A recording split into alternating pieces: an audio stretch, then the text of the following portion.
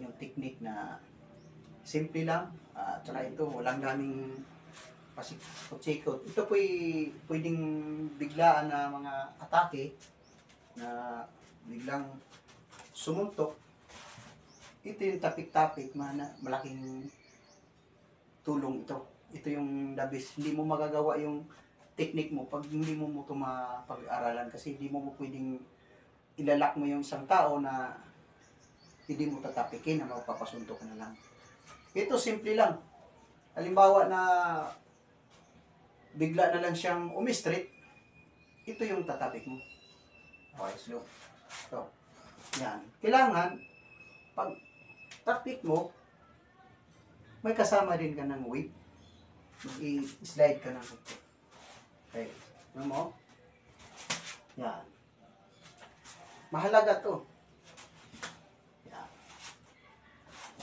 O, kung halimbawa naman, nag-jab siya, jab. Straight. Yan. Magagamit mo pa rin itong tapik-tapik. Yan. Okay, jab straight. Yan. Ito, may counter na. Kung gusto mong counteran ka agad. Same pa rin ito sa technique na kung gusto mo siyang i-injury sa straight pa lang niya, suntok siya, straight. Yan. Dandahan lang ha. Ito. Straight. Backpisan mo muna. Pag backpiece mo dito, ito yung ginagawa ko, pwede yan. Yung kasing, yung ito, iniisip pa ka, isipin na naman ng mga nagbabas, susuntok ito. Paano ko siya makakasuntok kung ito isang kamay niya, injury na? Okay. Ipapakita ko sa inyo. Same pa rin naman ito sa paghawak ng panaksak. Saksak na dibdib. Pero ito yung hindi ito rin totoong kutsilyo ha. Ito po'y replika lang at saka yan. Kunyari, sasaksak siya dito sa dibdib. Same pa rin ito. Hinakasaksak. Ganun pa rin naman yan. Pakita sa inyo. Yan. Palitan yung prison dyan.